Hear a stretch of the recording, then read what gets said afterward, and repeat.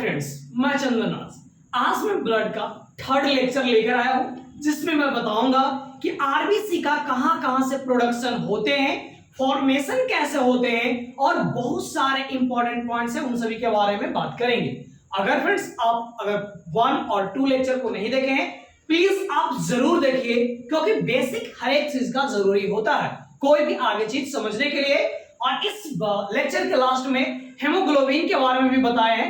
तो चलिए स्टार्ट करते हैं बिना देरी हुए। अगर आप हमारे चैनल में अगर आप न्यू हैं तो हमारे चैनल को सब्सक्राइब करें और इस वीडियो को ज्यादा से ज्यादा शेयर करें। बात करते हैं यहां पर साइट्स ऑफ द यूथ्रोपोएसिस। ये जो यूथ्रोपोएसिस है यानी प्रोडक्शन ऑफ आरबीसी, कि आरबीसी का प्रोडक्शन कहां से होता है उसके बारे में हम बात करेंगे। तो सबसे पहले बात करते हैं कि इन एम्ब्रॉय फीटस, जब जो बेबी है वो मदर के यूट्रस में ही रहते हैं यानी फीटस का फॉर्म में, तो उस टाइम में जो ब्लड बनाने का, आरबीसी फॉर्मेशन करने का जो साइट्स होते हैं वो लीवर होता है आरबीसी प्रोडक्शन के लिए। सेकंड बात करते हैं, अगर 0 से 3 मंथ्स का है तो ये mesenchymal cell of the yolk cell, जिसको हम लोग मेसोडर्म के नाम से जानते हैं, वहां से आरबीसी का प्रोडक्शन होता है। अगर कोई बच्चा 3 से 6 मंथ का हो जाता है तो इसका आरबीसी का प्रोडक्शन लीवर और स्प्लीन के द्वारा आरबीसी बनता है।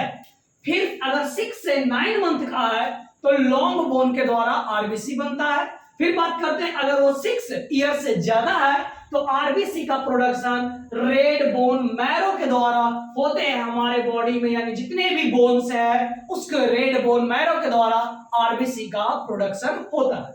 अगर 6 से 20 इयर्स का है, जैसे 12th पास आउट करके आप लोग बीएससी नर्सिंग ये सभी में आए होंगे या फिर मेडिकल फील्ड में आए होंगे, तो इस टाइम में जो आपका फॉर्मेशन होगा ब्लड का 20 ईयर में, तो हमारे जितने भी बोन्स हैं हमारे बॉडी में, जैसे मेम्ब्रेनस बोन्स का वर्टिब्राई हो गया, पेल्विस हो गया, स्टर्नम हो गया, रिब्स हो गया, क्रेनियल बोन्स हो गया, इन सभी के द्वारा आरबीसी का प्रोडक्शन होता है।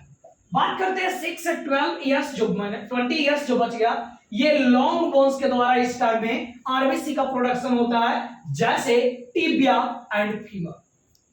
यहां तक आपको समझने में कोई भी दिक्कत नहीं हुआ होगा कि ब्लड जो आरबीसी है उसका प्रोडक्शन साइट कौन कौन सा है, कहां से ब्लड आरबीसी का फॉर्मेशन होता है। एज बाय एज मैंने बात किया, बहुत सारे एमसीक्यू क्वेश्चन पूछे जाते हैं, तो प्लीज आप इस चीज को जरूर याद करें। बात करते हैं यहां पर नोट पॉइंट के बारे में कि वैसे पर्सन जो कि बोन मैरो डिसऑर्डर से ग्रसित है तो उसको क्या होगा, एप्लास्टिक अनीमिया होगा। ओके, एप्लास्टिक अनीमिया कब होगा कि जब उसको बोन मैरो डिसऑर्डर है तो बोन सप्रेस होगा, और जब बोन सप्रेस होगा तो आरबीसी रेड ब्लड से, डब्ल्यूबीसी व्हाइट ब्लड से एंड ये प्लेटलेट्स, ये तीनों का जो अमाउंट है, नॉर्मल वैल्यू है, वो डिक्रीज करेगा। इसीलिए एक क्वेश्चन आता है कि during the disorder of the bone, जब बोन का कोई भी डिजीज वगैरह रहते हैं तो आरबीसी का प्रोडक्शन किसके द्वारा होता है, तो किसके द्वारा होता है, स्प्लीन के द्वारा होता है। ये मोस्ट इंपोर्टेंट है, याद रखिए।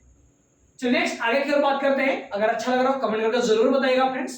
तो अब हम जो बात करने वाले सिक्रीशन ऑफ यूथ्रोप्रोटीन के बारे में, ये होता क्या है।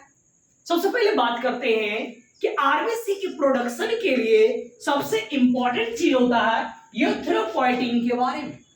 यह एक प्रकार का हार्मोन है, इट इज ए हार्मोन। ये कहां से रिलीज होता है, तो ये हमारा जेजीए, जेस्टा ग्लोमेरुलस एपरेटस, जो कि किडनी है, यहां के द्वारा रिलीज होता है, और ये हार्मोन्स प्रोडक्शन में हेल्प करता है आरबीसी का।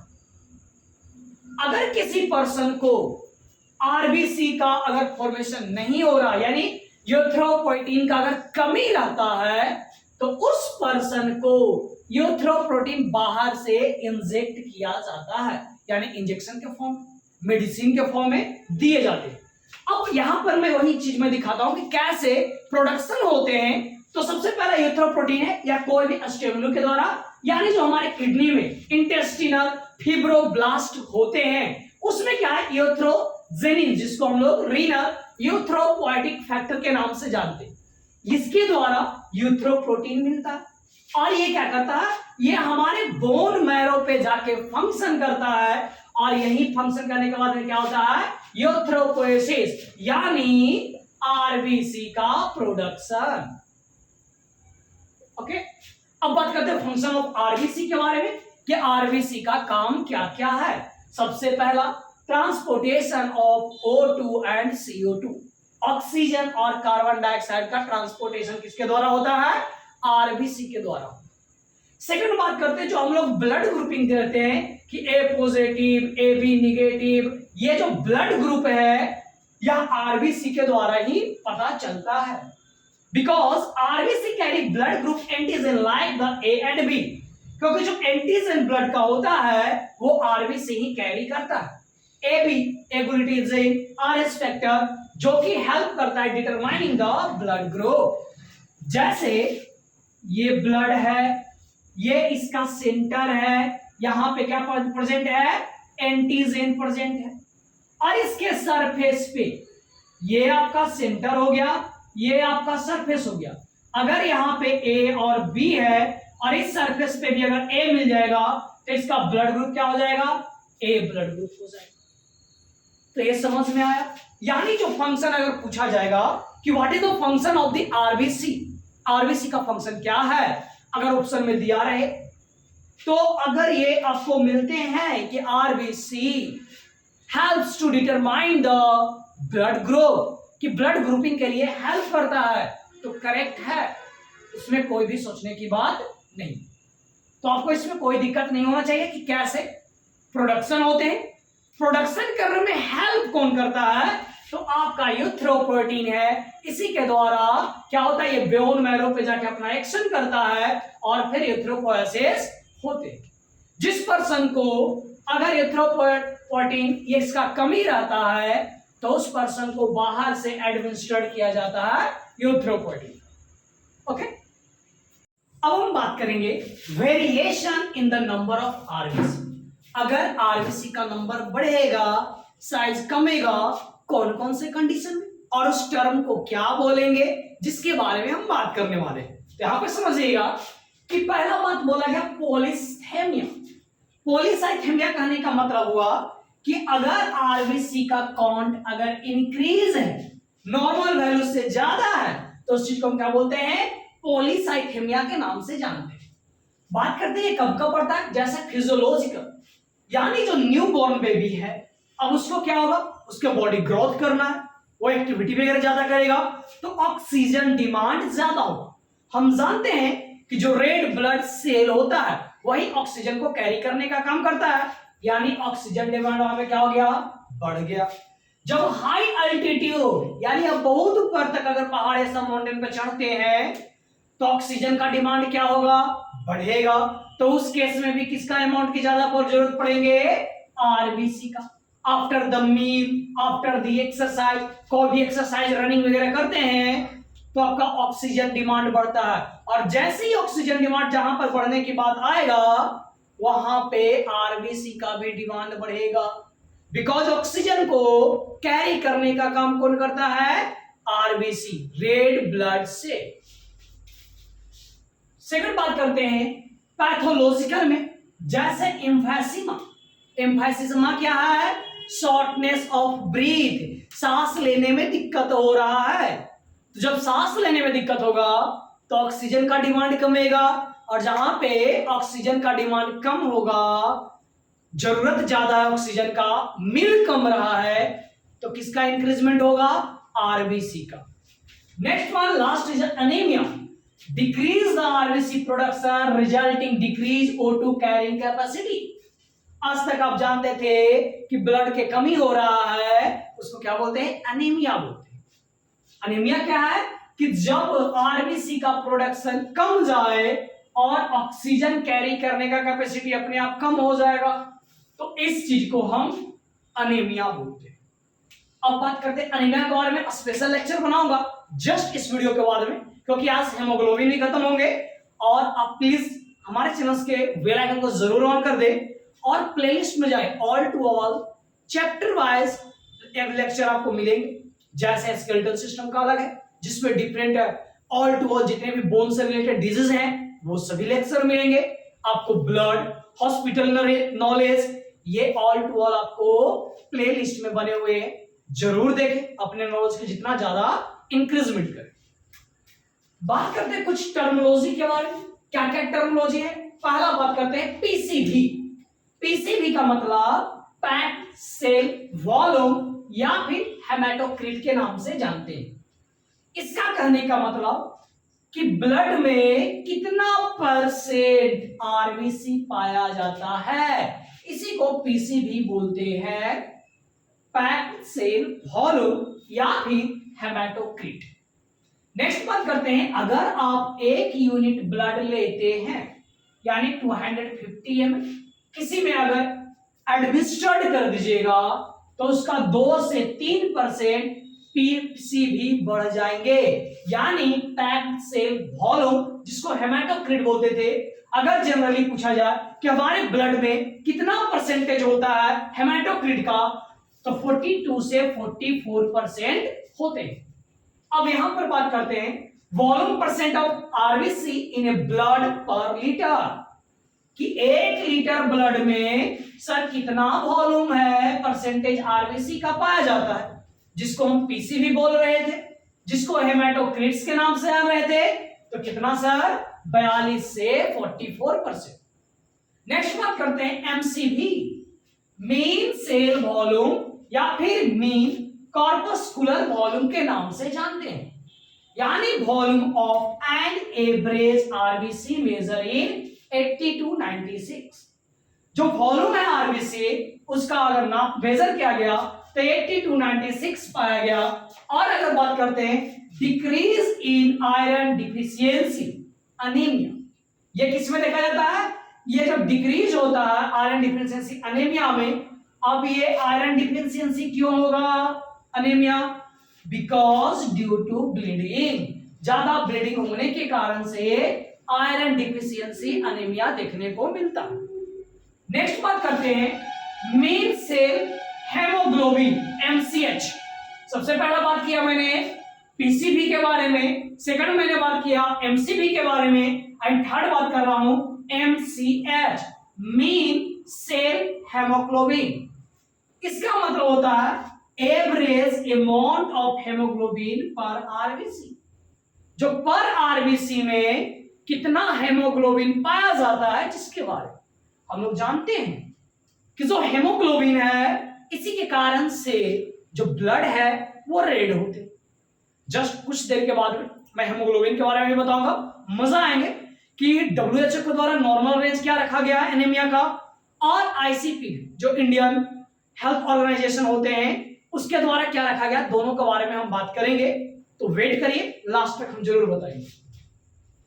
तो अगर बात किया जाए कि जो हेमोग्लोबिन अगर आरबीसी में देखा जाए उसका अमाउंट, तो 27 to 32 पिकोग्राम होता है। मीन सेल हेमोग्लोबिन कंसंट्रेशन की अगर बात करें तो weight of haemoglobin in 100 ml of RBC, कि 100 ml आरबीसी में कितना हेमोग्लोबिन पाया जाता है, इस चीज को हम मीन सेल हेमोग्लोबिन कंसंट्रेशन के नाम से जानते हैं, जो कि 30 to 35 gram per 100 ml blood red blood cell होते हैं। यानी अगर आप 100 ml आरबीसी लीजिएगा तो उसमें 30 से 35 ग्राम आपको हेमोग्लोबिन की मात्रा कंसंट्रेशन देखने को मिलेगा। तो आई होप आपको कोई भी समझने में दिक्कत नहीं हो रहा है।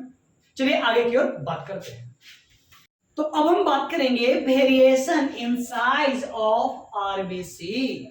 अगर रेड ब्लड सेल का साइज अगर बढ़ जाता है उसको क्या बोलेंगे? नॉर्मल है उसको क्या बोलेंगे? और कम है उसको क्या बोलेंगे? मोस्ट इंपॉर्टेंट है, आगे क्वेश्चन सॉल्व करने में आपको हेल्प करेंगे। सबसे पहले बात करते हैं, अगर इसके साइज के बारे में एक साइड से देखिएगा तो 7.5 mm होता है, जो कि नॉर्मल होती है। और ये नॉर्मल वैल्यू को हम नॉर्मोसाइट बोलते हैं। क्या बोलते हैं? नॉर्मोसाइट। और जब आरबीसी का साइज यानी इससे अगर छोटा हो गया तो इसको माइक्रोसाइट्स बोलते हैं। क्या बोलेंगे? माइक्रोसाइट्स। अगर साइज बड़ा हो गया तो मैक्रोसाइट्स। माइक्रो स्मॉल के लिए डिनोट किया गया, मैक्रो लार्ज के लिए डिनोट किया गया, और नॉर्मल को नॉर्मोसाइट के नाम से जानते हैं। ये साइज के आधार पे बताया जा रहा है। ये यहां से यहां तक इसका साइज कितना है। जब हम हेमोग्लोबिन के बारे में आगे बात करेंगे तो काउंट के बारे में बात करेंगे कि जो काउंट ज्यादा रहेगा उसको क्या बोलेंगे, कम रहेगा उसको क्या बोलेंगे, और नॉर्मल रहेंगे उसको क्या बोलेंगे। तो इसलिए ध्यान रखिएगा ऑलवेज। बात करते हैं ये टर्मिनोलॉजी के बारे में, कोई भी दिक्कत नहीं होना चाहिए। अब हम बात करते हैं हेमोग्लोबिन। जैसे बचपन में पढ़ते थे हेम प्लस ग्लोबिन। ये जो हेम है ये दो पार्ट में टूटते थे, फेरस एंड बिलिवर्डिन। तो ये हम पहले पढ़े थे, बाद में अभी भी पढ़ेंगे, कोई दिक्कत नहीं है। बात करते हैं कलरिंग मैटर ऑफ आरबीसी। मैंने कुछ देर पहले ही बताया था कि जो आरबीसी रेड ब्लड से ये लाल क्यों होता है, हेमोग्लोबिन के कारण से। तो इसीलिए अब बात करते हैं each RBC contain about 280 to 600 million molecules of hemoglobin।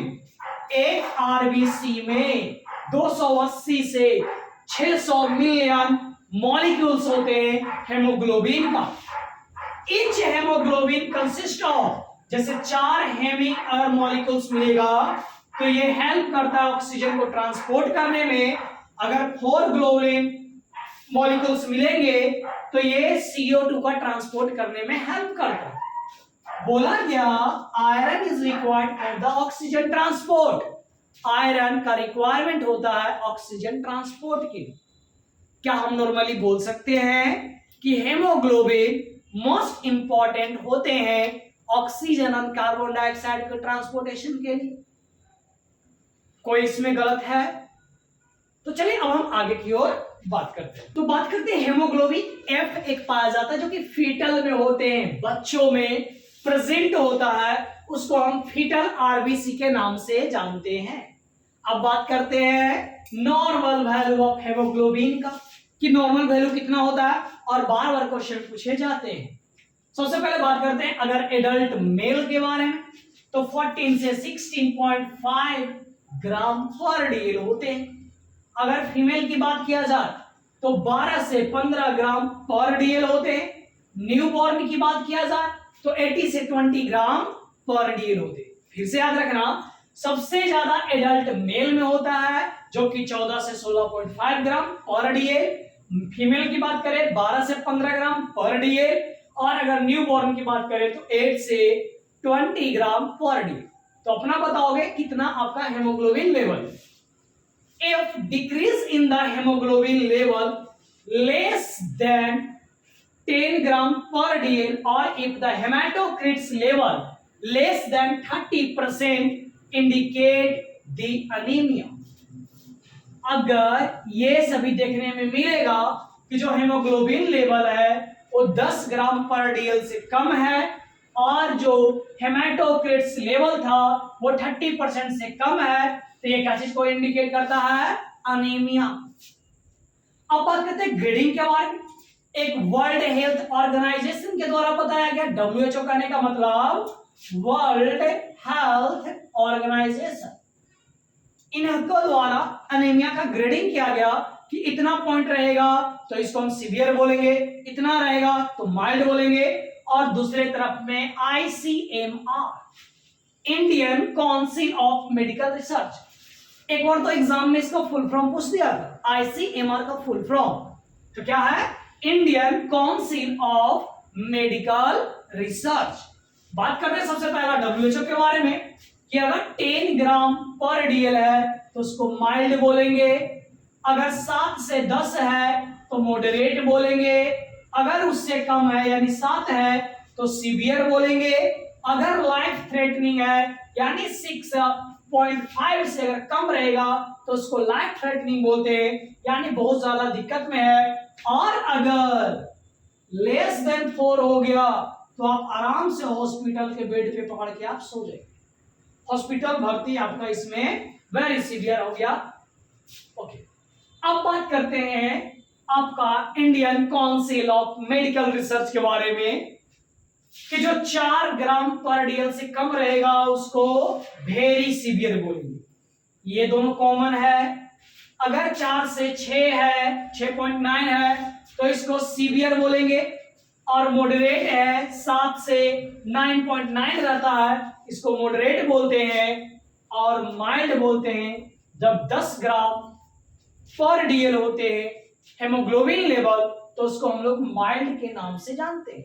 और नॉर्मल वैल्यू पता है कि हमारे जो मेल है एडल्ट में 14 से 16, फीमेल में 12 से 15 और बच्चों में 8 से 20 के बीच में अगर है तो कोई दिक्कत नहीं, नॉर्मल में मानते हैं। यहां तक में किसी को कोई दिक्कत है कमेंट करके जरूर बताइएगा ताकि और मैं अच्छे से समझा सकूं, और आगे की ओर हम बात करते हैं। तो फ्रेंड्स यहां पे हम बात करते हैं variation in count of haemoglobin. अगर हेमोग्लोबिन का काउंट बढ़ा रहेगा तो क्या बोलेंगे, कम रहेगा तो क्या बोलेंगे। जैसे आरबीसी में साइज के आधार पे बताए थे, अगर साइज ज्यादा है तब क्या बोलेंगे, कम है तब क्या बोलेंगे, और नॉर्मल है तब क्या। तो चलिए यहां पर बात करते हैं कि अगर एचबी काउंट अगर ज्यादा है तो उसको हाइपोक्रोमिक के नाम से जानते हैं, अगर नॉर्मल है तो नॉर्मोक्रोनिक के नाम से जानते हैं, और अगर कम रहेगा तो हाइपोक्रोनिक के नाम से जानते हैं। अब यहां पे क्वेश्चन पूछता है कि size of RBC normal and normal count of haemoglobin. जो आरबीसी का जो काउंट है, जो साइज है ये नॉर्मल है, बट जो हेमोग्लोबिन का जो काउंट है वो डिक्रीज है, तो बताओ किस टाइप का अनीमिया है। तो हम पता है कि नॉर्मल आरबीसी को नॉर्मोसाइट के नाम से जानते थे, और कम हेमोग्लोबिन को क्या बोलते हैं, हाइपोक्रोनिक बोलते हैं। तो यानी बोल सकते हैं नॉर्मोसाइट हाइपोक्रोनिक अनीमिया, ये आपका आंसर हो। तो नेक्स्ट आपके लिए क्वेश्चन है कि साइज ऑफ आरबीसी डिक्रीज, जो आरबीसी का साइज है अगर डिक्रीज हो जाए और काउंट ऑफ हेमोग्लोबिन भी अगर डिक्रीज है तो उस चीज को हम क्या बोलते हैं, कमेंट करके जरूर बताइएगा। अब बात करते हैं यहां पे सैचुरेशन SpO2 के बारे में, कि oxygen carry capacity of blood, कि ब्लड के द्वारा ऑक्सीजन का कैरिंग कैपेसिटी कितना होता है उसके बारे में बोला गया। तो नॉर्मली अगर बच्चों की बात करें तो 95% से अगर ज्यादा ऑक्सीजन अगर प्रेजेंट है तो वेल एंड गुड, बच्चों के लिए भी, चिल्ड्रन एडल्ट ऑल टू, और 91% से ज्यादा होना चाहिए न्यूनेट के लिए, जो छोटे बच्चे 1 से 12 मंथ्स के अंदर में आते। तो आपको कैसा लगा कमेंट करके जरूर बताइएगा। इस वीडियो को ज्यादा से ज्यादा शेयर करें, और नेक्स्ट लेक्चर के लिए आप बेल आइकन को जरूर ऑन कर दे, क्योंकि मैं बात करूंगा अनीमिया के बारे में, डिफरेंट टाइप्स के बारे में, उसके साइन एंड सिम्टम्स, मैनेजमेंट, मजा आएगा। तो प्लीज आप जरूर देखें सपोर्ट मेडिकल नर्सिंग 2.0।